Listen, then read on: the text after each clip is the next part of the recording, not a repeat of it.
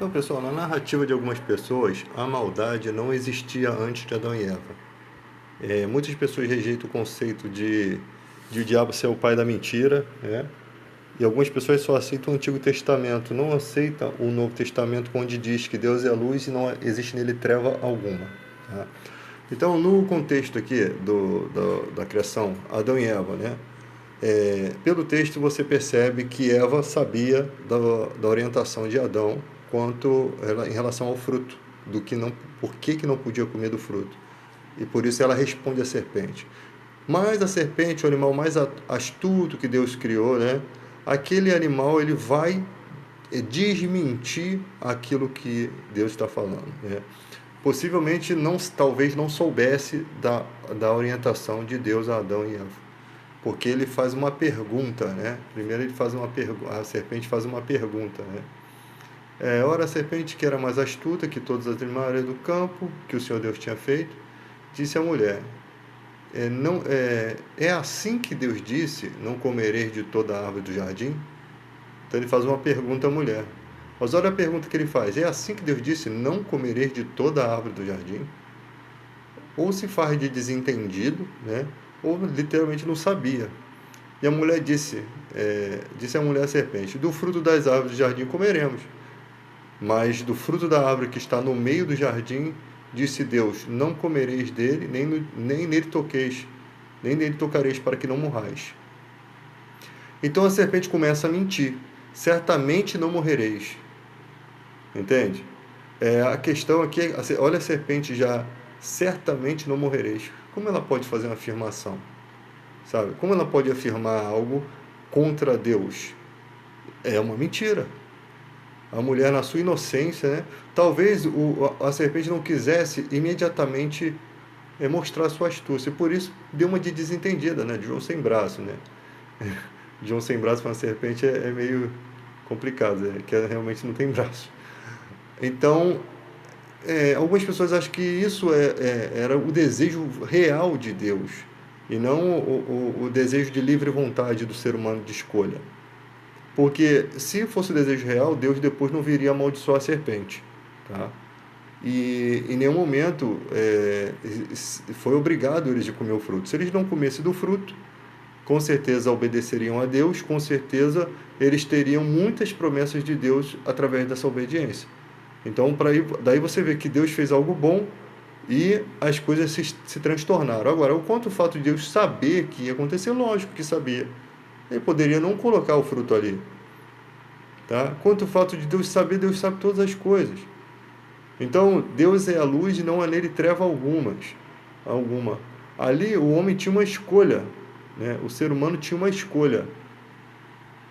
Era pedir demais?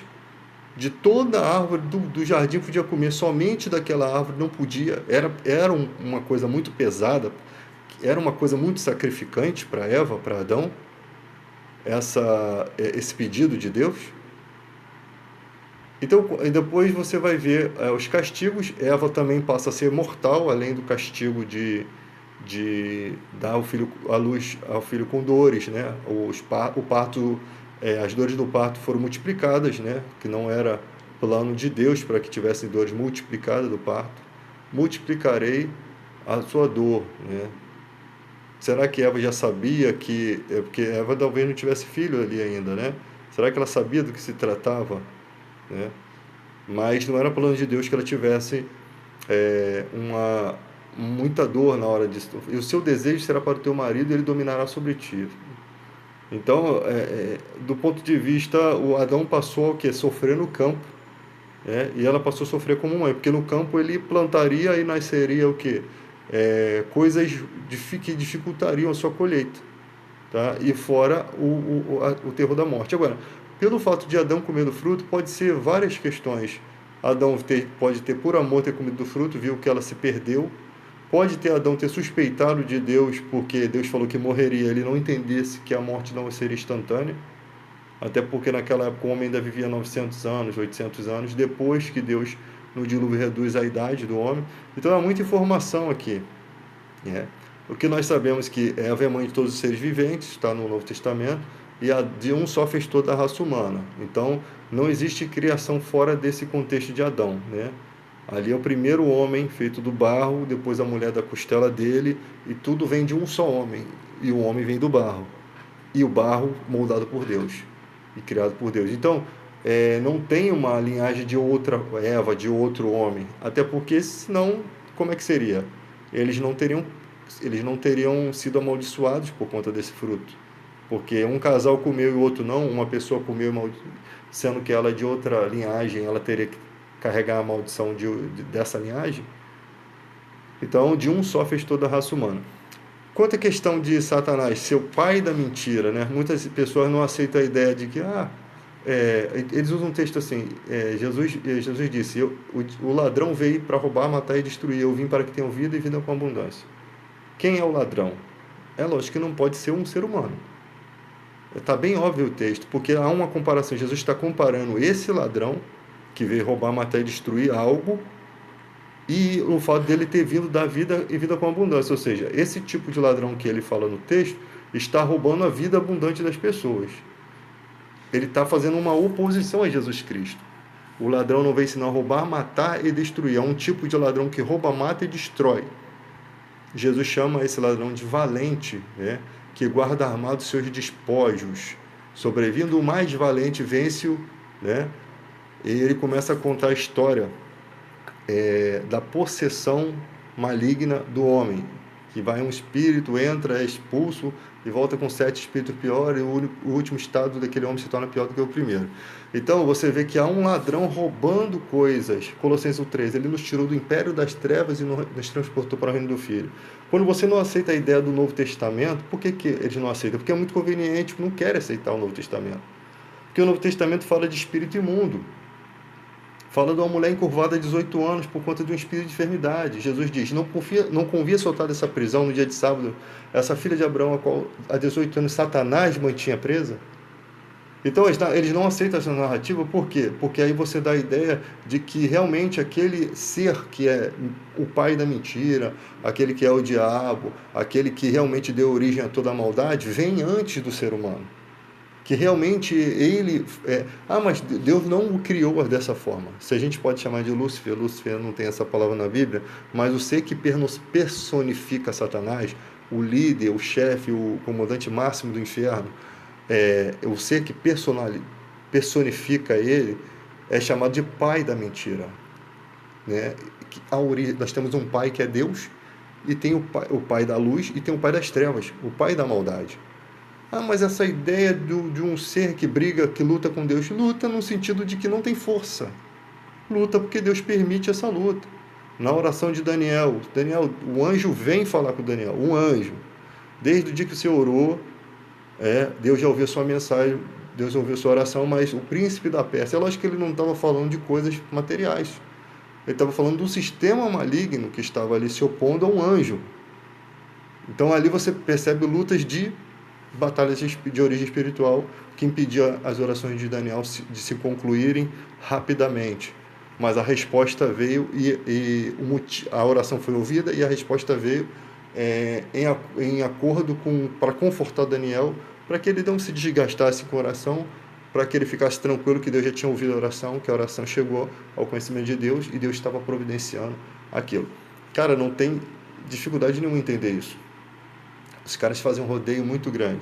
Então você tem ali, Jesus expulsou espíritos malignos, Jesus deixou o nome para que continuasse essa obra, né? Em meu nome, se alguém está enfermo, outro dia falaram que o ministério de cura não existe, né? Não era plano de Jesus curar as pessoas. Claro que era, não era o plano principal.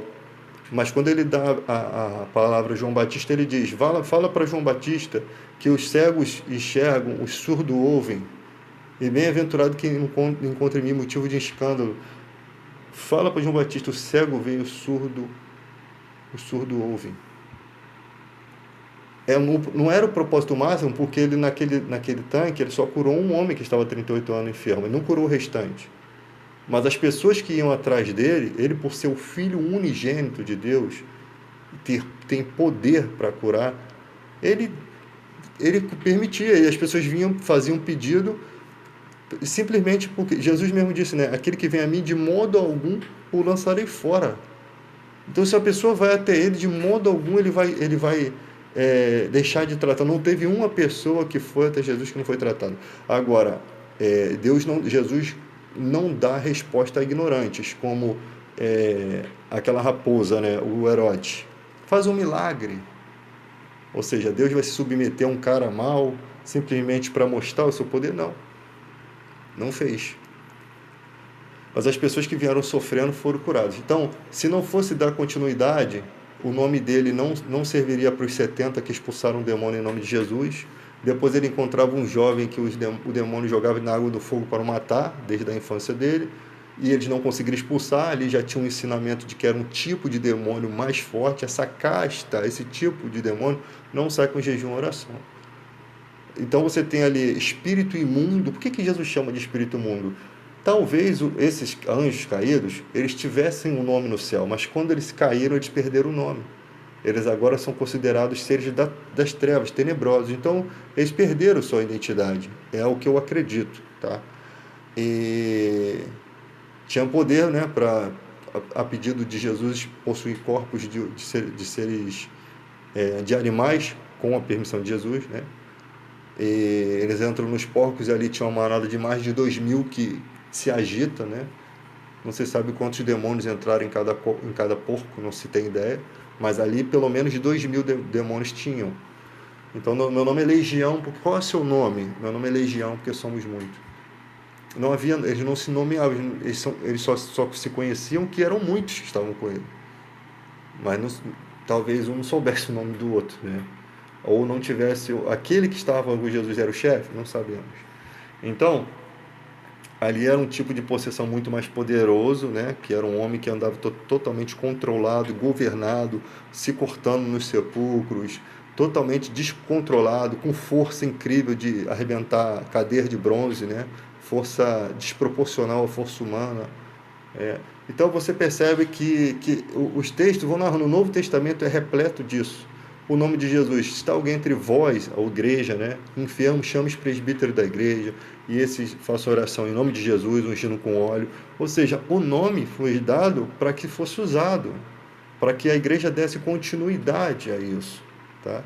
A igreja desse continuidade ao ministério de Jesus. Não é prioridade a cura, mas que nós podemos orar no nome de Jesus, podemos. Em meu nome expulsarão demônios.